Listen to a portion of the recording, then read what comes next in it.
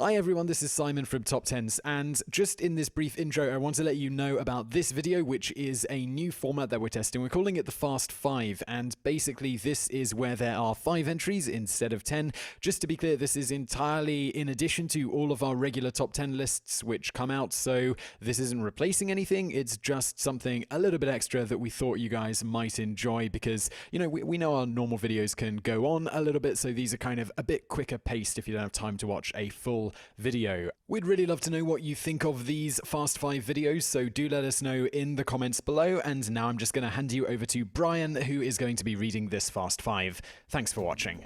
Few things in life, except maybe watching a cookie break in half and slowly sink to the bottom of a glass of milk, are more saddening than an animal going extinct. Here's a list of 5 animals that not only went extinct, but did so in such a ridiculous manner, it's almost like the universe went out of its way to screw them over. Starting with the Tecopa Pupfish.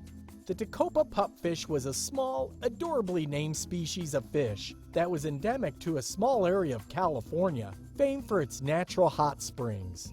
The fish was uniquely adapted to living in the warm water of the outflows of the springs, meaning its very existence was hinged on people not, say, deciding to build a bunch of bathhouses. You can probably see where this is going. During the 60s, the various hot springs in the area the pupfish were native to were enlarged to help construct several large bathhouses. Basically, these are natural hot tubs for rich people to soak their feet and large sacks of money in. This led to the small outflows and rivers the fish lived in to being further dug out to accommodate the increased flow of water.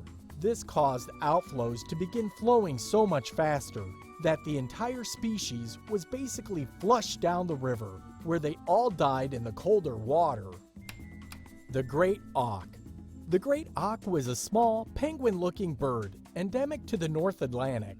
A flightless bird, the Great Auk laid its eggs on the ground, taking care to only breed on specific uninhabited islands whose natural landscape offered protection from the elements and predators. This lack of predators made the little bird an easy target for human hunters, who valued the animal for its down, meat, and the fact that killing them probably made them feel like big men. The species was hunted to near extinction in the early 19th century, leading to numerous attempts to save it, which clearly failed given the title of this list. The remnants of the once plentiful bird were eradicated in the 1840s, starting with a group of sailors who beat the last surviving example of the bird, seen in British waters, to death with a stick after mistaking it for a witch. We're not making that up. 4 years later, the rest of the species was similarly killed when museums, realizing the species would likely be completely gone soon, offered hunters a premium for the Great Auk specimens to stuff and put on display. 2 fishermen caught the last observed birds for this exact purpose, stalking them like movie serial killers from a mile away before quietly sneaking up on them in the dead of night and strangling them. This was followed by, seemingly as a final insult to the clumsy bird's legacy, one of the fishermen stomping on the single egg they were protecting. The Tasmanian Tiger. The Tasmanian tiger, or more accurately, the thylacine, was a curious creature hailing from, funnily enough, Tasmania. A carnivorous marsupial with oddly colored fur, thylacines look similar to dogs, but like marsupials, raise their young in small pouches on their belly. Described by many as one of the weirdest creatures to have ever lived, partly because it was discovered that for some reason, male thylacines possessed a small pouch of fur designed just to keep their testicles warm and toasty.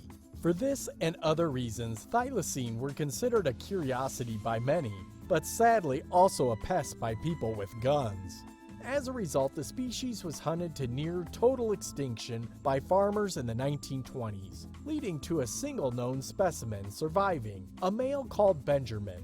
Benjamin was later killed in 1936 when a zookeeper forgot to unlock his sleeping quarters before going home, causing him to freeze to death. As if that wasn't bad enough, experts had argued for 7 straight decades about whether Benjamin was a male because his penis was so small. This argument was only settled when an enhanced photo revealed that Benjamin did indeed own his own set of testicles. The Cordoba Fighting Dog. The Cordoba Fighting Dog was a rare and unusual species of canine, known for its near unrivaled ferocity and seeming inability to feel pain, fear, or pity. As their name suggests, Cordoba Fighting Dogs were bred into existence purely for fighting, supposedly by Argentinians sometime in the late 19th century. A cross between several breeds valued for their size and power, such as the Boxer, the Mastiff, and Bull Terrier, Cordoba Fighting Dogs would attack anything and were highly valued by the festering pustules of society, known as dog fighters, their willingness to fight to the death. However, this instinct was so strong in the species that breeding them proved next to impossible. Why? Well, 2 dogs of the breed would invariably choose to fight until one of them was killed, rather than mate. This led to the species slowly dwindling and ultimately going extinct, with the banning of dogfighting in the 20th century in Argentina. For any dog owners out there, please give your furry friend a belly rub and pet for all the poor Cordoba Fighting Dogs that never got one. The Steven Island Wren. The Steven Island Wren is a species notable for one reason. Its entire population was killed by a single creature. For fun. The name of this unfeeling engine of avian destruction? Mr. Tibbles. Yep, the Steven Island Wren, a small flightless bird native to a small island off the coast of New Zealand, was eradicated by a solitary house cat with a stupid name. The common story goes that Mr. Tibbles, who was owned by a lighthouse keeper on the island, methodically hunted the entire species to extinction over the course of a single year, coincidentally the same year it was also discovered. In other words, in the space of 12 months, the Steven Island Wren was discovered and simultaneously declared extinct because of some asshat cat called Mr. Tibbles. And people have the nerve to say that man is the greatest threat to the animal kingdom.